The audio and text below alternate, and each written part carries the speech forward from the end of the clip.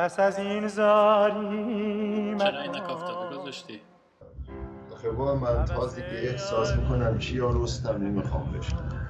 کیارستمی بشم بلکه زنه به چه ما رو تحویل میگیرم. امروز رفتم بیرون میدونی همینطور مثل بارون برد میاد. قشنگ بود منظرش. اصفهان چند درجه است؟ اصفهان گرمه اونقدر سرد نیست.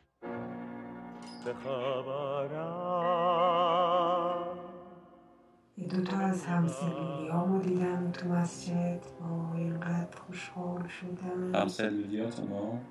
آره. خبر نداشتین این مدت ازشون؟ نه دل دیوانه گوتن ناخ.